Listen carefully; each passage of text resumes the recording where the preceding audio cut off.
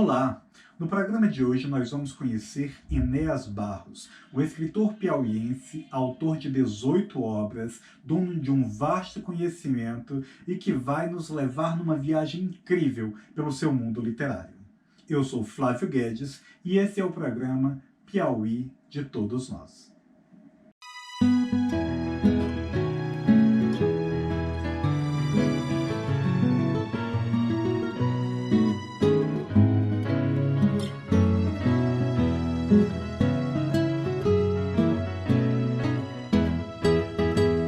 Darmos início ao nosso programa, hoje eu vou pedir para que o nosso entrevistado se apresente para você, nosso espectador.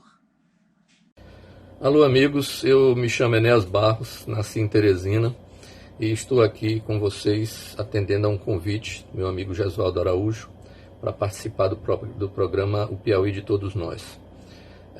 Eu sempre gostei de ler, desde pequeno que eu tenho essa afinidade com a leitura e um pouco com a escrita, pela influência que recebi do meu avô Fontes Ibiapina, que é picoense.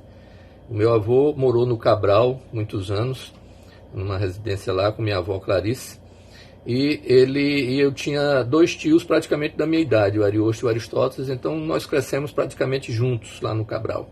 E eu tinha um respeito muito grande pela biblioteca de Fontes Ibiapina. A gente brincava, fazia muita danação lá na casa da minha avó, mas quando batia na porta da biblioteca dele, a gente dava um freio assim, olhava para dentro com muito respeito e observava a organização do Fontes Ibiapina. Isso aí me influenciou muito na minha vida literária, o respeito pelos livros, a vontade de pesquisar pela quantidade de livros que ele tinha. Ele deixou mais de 7.000 volumes depois com a morte dele. Então isso aí me estimulou muito, porque eu convivi com essa veia literária, tanto que escrevi um livro chamado Nonon, o Menino da Lagoa Grande, que é uma homenagem a Fontes Ibiapina. Foi um ano de pesquisa, conversando com parentes, para poder escrever esse livro. Então, aproveitando aqui o programa O Piauí de Todos Nós, eu vou apresentar para vocês um pouco da minha obra que eu tenho produzido ao longo dos últimos anos. Enéas, conta pra gente qual foi o seu primeiro livro publicado. Eu sempre gostei de escrever, mas sempre escrevi textos curtos, né, porque eram textos publicitários e tudo. E eu sempre trabalhei com turismo. Eu trabalhava na empresa de turismo do Piauí, a Pientu, na época, e percebi que as pessoas não encontravam fontes de informações acerca do turismo. Aí resolvi escrever um livro chamado Piauí Viagens, Piauí Terra Querida, um guia turístico cultural sobre o estado do Piauí. Então esse livro ele é todo em preto e branco, ó, muitas informações em preto e branco, muitos mapas. Você vê muita informação sobre o que acontece aqui em 13 roteiros turísticos do Piauí. E depois, alguns anos depois, eu consegui um patrocínio pelo Senai Nacional e consegui passar o Piauí Terra Querida para um formato colorido, né? Ele é um livro todo colorido, mas infelizmente ele está esgotado. Observem que ele é muito rico em informações, mas está esgotado. Em seguida, depois dessa experiência de escrever esse livro, eu fiz o meu primeiro romance, que se chamou Macauã. Meu primeiro romance de fôlego, produzido pela Edições Bagaço de Recife. Então, Macauã foi o meu primeiro romance escrito com fôlego, né? Aí comecei a pegar gosto e a partir daí não parei mais de fazer romances. Para quem não sabe, o Enéas, ele é neto do grande escritor piauiense, picoense, Fontes Ibiapina. E escreveu um livro que trata sobre o seu avô, né? Então, Enéas, por favor, conta pra gente um pouco da história do livro Nonon. Esse é o livro Nonon, o Menino da Lagoa Grande, que é a história de Fontes Ibiapina, que se passa aí na infância dele em Picos. É um livro que tem um encarte, ó, com toda a obra de Fontes Ibiapina, a obra cronológica dele, todo o registro dele. Então, como ele era meu avô, padrasto da minha mãe, na verdade, eu tinha muito apego pela biblioteca dele, muito apego por ele, né? Então fui a Picos várias vezes para entrevistar o irmão dele, o Pebinha, saudoso Pebinha, e era um cara espetacular, um poeta popular de primeiríssima mão. Pebinha me levou por toda a região onde Fontes Ibiapina brincou a infância, as festas que ele ia, que ele era caboclo dançador, né, por assim dizer.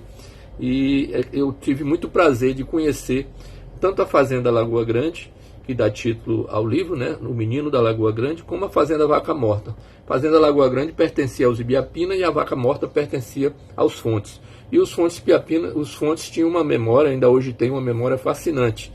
E isso me chamou a atenção. Eu fui conversar com o Pebinha me contou histórias muito legais, até a vinda do Fontes Ibiapina para cá.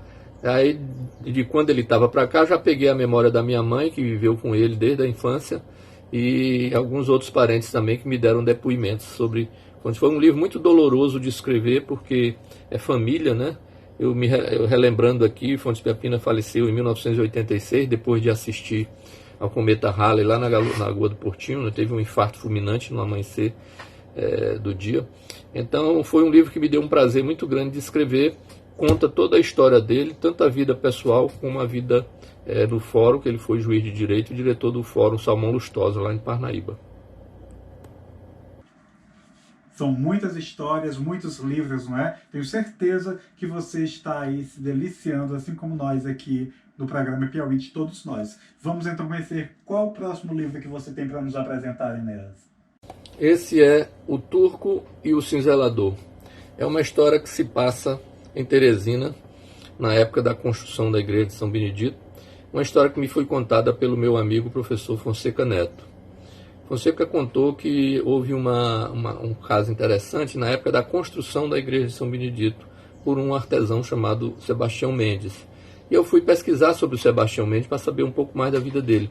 E encontrei apenas 4 referências ao Sebastião Mendes. Uma resolução da Assembleia Legislativa, se não me engano, a resolução 630, que dava uma bolsa de estudo para ele estudar Belas Artes no Rio de Janeiro. A outra referência está na biografia do Higino Cunha, ele cita o Sebastião Mendes. A outra está num livro chamado Teresina, do Clodoaldo Freitas, História de Teresina. E a outra é no livro do Elias Martins, sobre o Frei Serafim de Catanha, onde todos citam referências ao Sebastião Mendes como um artesão das portas da igreja de São Benedito. Por isso que esse livro se chama O Turco e o Cinzelador. Eles têm esse nome também curioso porque a história seria do Sebastião Mendes, que era o cinzelador, foi o cinzelador das portas da igreja de São Benedito. Mas, com o decorrer da narrativa, como eu não tinha muitas informações sobre o Sebastião Mendes, o Turco, que é um personagem de ficção, tomou corpo dentro do livro. Por isso que o livro se chama O Turco e o Cinzelador. Mas é uma história muito bonita que se passa na época da construção da igreja de São Benedito. Então, e eu acho que todo mundo aqui deve se lembrar do caso da menina vampira do Piauí, né? Que aconteceu, se não me engano, em Floriano.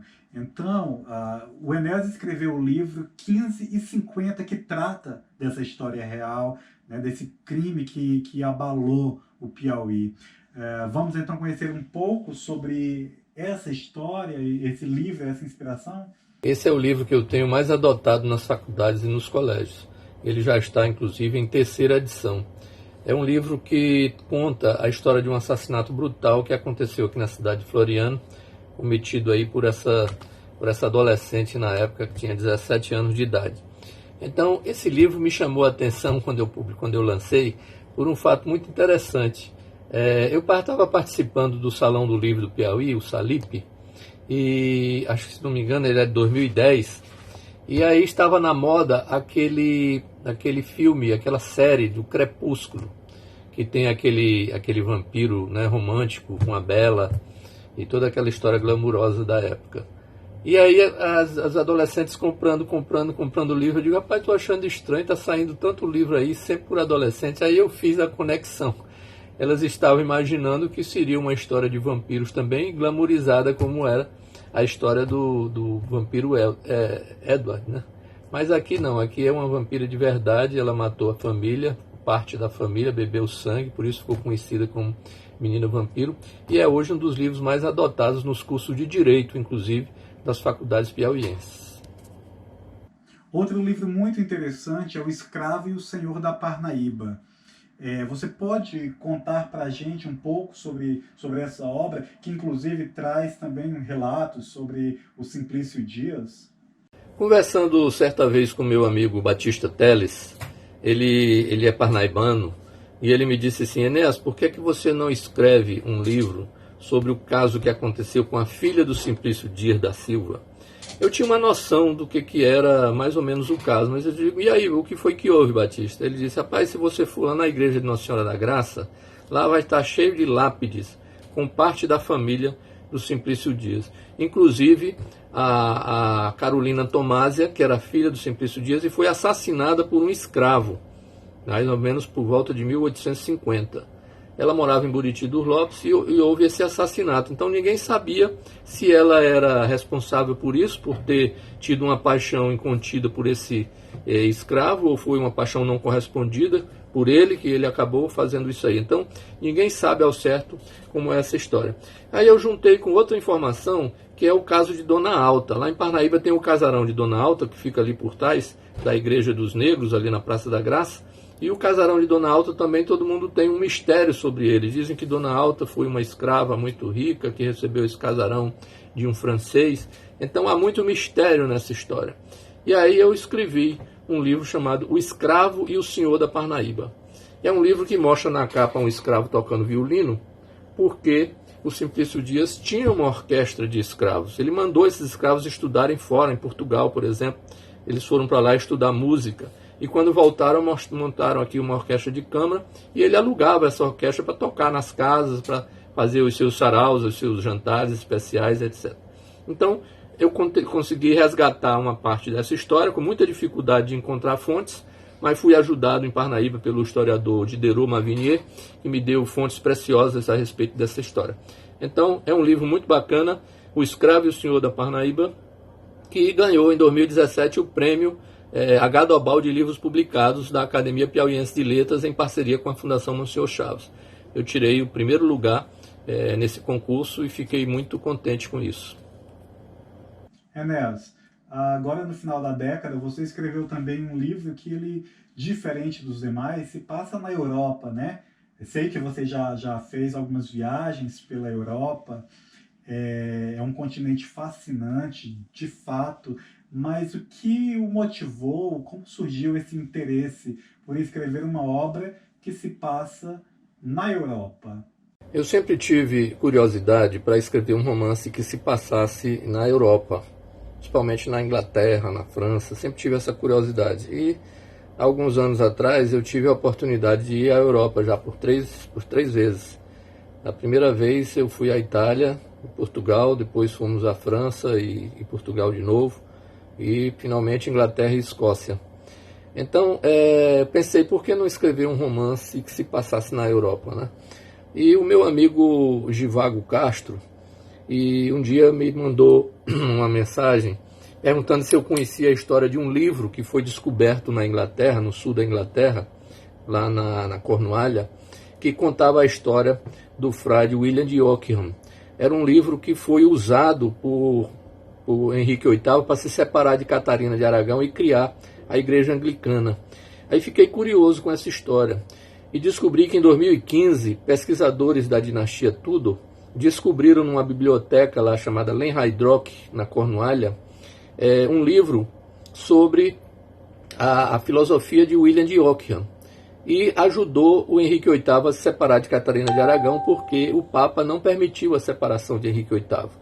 O Papa não aceitou, porque a Catarina de Aragão era uma filha de reis católicos, ela era uma mulher católica e a igreja não aceitou separar ele. Como ele queria se separar para casar com Ana Bolena, ele então botou os súditos dele para procurar um livro que ajudasse ele a se separar.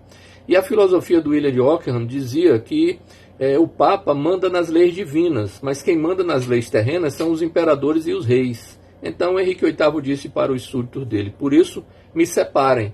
E aí ele se separou de Catarina de Aragão e se casou com Ana Bolena logo em seguida. Mas as traições de Ana Bolena levaram ele a decapitá-la. O que aconteceu foi exatamente isso. A Ana Bolena disse que era uma rainha e, como tal, não se curvava a ninguém, porque naquela época decepava-se as cabeças, a pessoa deitando o corpo sobre um cepo e o carrasco descia o machado. Então ela exigiu um espadachim, porque ela poderia ficar ereta e o espadachim corta a cabeça dela sem ela precisar se curvar. E eu escrevi um livro chamado Tragam-me um Espadachim, que foi lançado em 2018. É um livro muito volumoso, um livro que conta uma história palpitante. Ele encerra na corte de Henrique VIII, na corte de Dom José I, 200 anos depois, já meados do século XVIII. E recentemente o Enéas escreveu o livro Esperança, que trata sobre essa personagem tão importante para o nosso Piauí e para o país inteiro, né, para todo o Brasil, a escravizada Esperança Garcia. Conta pra gente um pouco do enredo dessa história, né, que traz resgata essa personagem tão emblemática e tão importante para todos nós. Eu sempre tive um certo apego com o meu estado, né, o Piauí, e sempre gostei de colocar alguma coisa do Piauí nas minhas histórias, nas histórias que eu narro. Então, o Espadachim, o Traga-me o Espadachim, é um livro que se passa praticamente na corte de Henrique VIII e na corte de Dom José I. Eles ficam lá por Portugal. O final dele é que os personagens vêm para o Brasil. Primeiro vem uma personagem em degredo e depois vem um parente dela para cá em busca de um sobrinho. O livro se encerra, o Traga-me o Espadachim, exatamente nesse momento. E eu percebi que nessa época, meados do século XVIII, é a época que viveu aqui no Piauí a escrava Esperança Garcia, lá na Fazenda Algodões, aqui perto de Oeiras. Aí eu digo, então, como é que eu posso fazer para criar uma história que entre o Piauí aí? Então, como o personagem que veio de Portugal aportou em Salvador, na Bahia, meados do século XVIII, eu criei uma situação em que ele tivesse que vir até a Fazenda Algodões para se encontrar com Esperança Garcia, uma aventura muito interessante pelo interior da Bahia, por aquelas trilhas dos desbravadores da época, né, pelos bandeirantes, e uma fuga de Esperança Garcia também, que vai até a Serra da Meruoca, a Serra da Ibiapaba, lá para aquelas regiões ali do Ceará. E pegando ali por Pedro II, a Serra de lá também, é uma aventura muito interessante que envolve ataques indígenas, envolve a dificuldade dessas trilhas aí pelas florestas. E aí me surgiu a ideia de escrever o livro Esperança, que foi lançado já agora em março de 2020, pela livraria e editora Nova Aliança. Uma pergunta que não poderia faltar, porque todo artista tem o seu processo de criação, seja ele um literata, seja ele um pintor, seja ele um ator, né? E eu estou curioso, acredito que todos nós, para saber como que acontece o processo criativo do Enéas Barros. Quando eu termino de escrever uma obra, que ela é publicada, eu fico assim numa espécie de limbo, aguardando que me surja um estalo para que eu comece a escrever uma nova história. Foi assim que aconteceu com Esperança. Quando o livro concluiu, eu fiquei nesse tal de limbo, né? Eu comecei rapidamente a ler mais sobre Lisboa e descobri a história da Roda dos Enjeitados. E essa roda me levou aos órfãos de Lisboa, que viveram lá no século XVI. E aí me deu o estalo para eu começar a escrever alguma coisa sobre essa época, né? E aproveitei agora esse período de isolamento social para desenvolver melhor. Inclusive o trabalho já está pronto, está só em revisão de fatos, para dar uma realidade maior para a narrativa. Então o meu processo é assim, ele não tem um critério, um método, como a gente diria, de começo, meio e fim. Eu jamais saberia como é o final do livro no momento que eu começo a escrever ele. Depois que eu faço uma pesquisa muito grande, e geralmente meus livros são muito embasados porque eu pesquiso muito, aí quando vem o primeiro parágrafo, eu começo a desenvolver a história, eu não sei como é que aquilo vai terminar. Eu tenho amigos e conheço escritores que sabem exatamente como vai terminar a história que começaram a contar. A minha história se reinventa cada vez que eu vou escrevendo ela. Costumo fazer uma linha do tempo, que é uma coisa que me auxilia muito, para saber exatamente a idade dos personagens, para quando eu estiver comentando, quando aquele personagem estiver em cena, eu saber mais ou menos qual é a época e a idade em que ele está. Esse dos órfãos, por exemplo, se movimenta de 1532 a 1549. Então eu tenho que saber qual é a idade das pessoas agindo dentro dessa linha do tempo. Nossa, são muitas obras, não é verdade? Infelizmente, nosso tempo é curto. Então, Enéas, você poderia fazer assim, um resumão sobre a sua obra, sobre a sua produção literária? Eu escrevi esse livro chamado Em Verdade Vos Digo, que questiona dogmas religiosos, o mistério das bonecas de porcelana, que se passa em Teresina, ganhou menção honrosa no concurso H. de livros publicados, feito pela Academia Piauiense de Letras. Um livro sobre a vida de Dom Alfredo Schaffler, biografia e vida eclesiástica de Dom Alfredo Schaffler, bispo aqui do Piauí. Municípios turísticos piauienses, que foi publicado para o Sebrae, uma edição do Sebrae. O Homem Múltiplo, sobre a história do empresário Ocílio Pereira do Lago, a pedido da família. O livro Parabellum, que conta a história do assassinato do motorista Gregório, que aconteceu em Teresina em 1927. É um livro também, um romance muito bacana, um romance de fôlego, que me levou muito tempo de pesquisa. Esse foi lançado no ano passado, Frutos de Fátima, a pedido do padre Tony Batista. É um livro todo colorido, feito em papel couché, com mais de 300 páginas. É um livro muito volumoso, muito interessante. E Origens, né? Origens, Universo e Humanidade, que conta a história das descobertas arqueológicas desde a criação da Terra há mais de 3 bilhões de anos. Então, esse foi um apanhado das obras que eu tenho, são 18 livros publicados. Eu estou concluindo um livro agora que deverá se chamar Órfãos do Império, que se passa numa Lisboa do século XVI.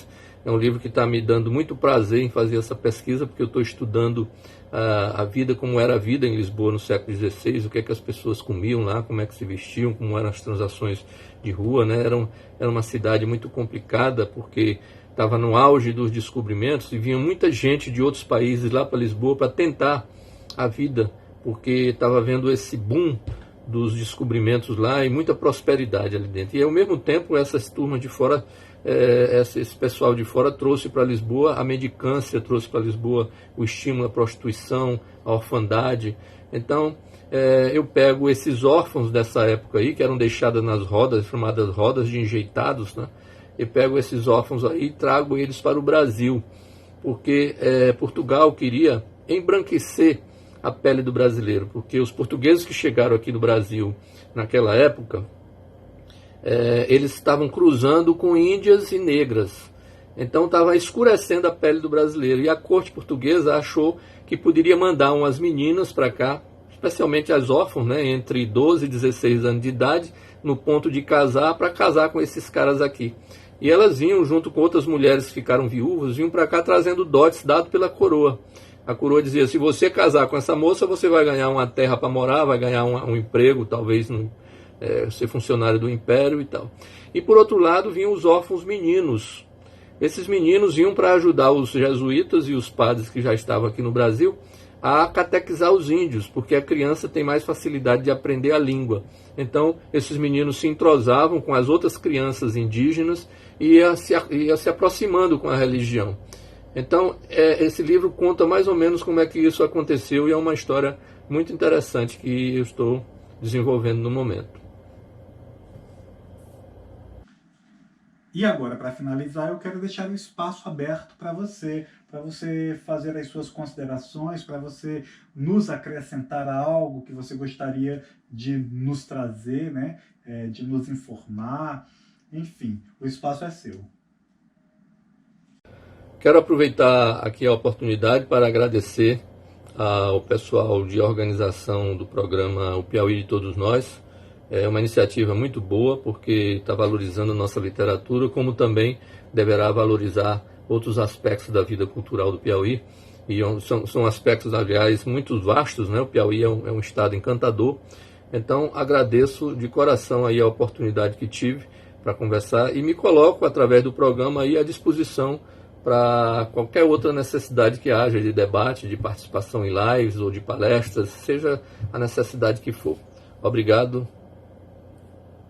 Esse foi o programa Piauí de Todos Nós. Quero agradecer a você que ficou com a gente até o final e dizer que no próximo programa nós traremos uma outra personalidade piauiense, Carlos Eugênio, ele que é cantor, autor, compositor, professor, enfim, um artista piauiense e que eu tenho certeza que você vai adorar conhecer. Um forte abraço e até o nosso próximo programa.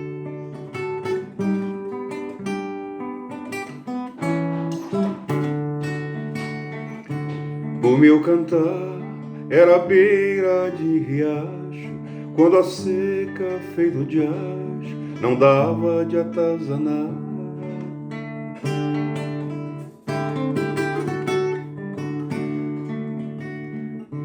Hoje é um hino de abraçar o mundo inteiro. Meu quintal e o meu terreiro cismaram de transbordar.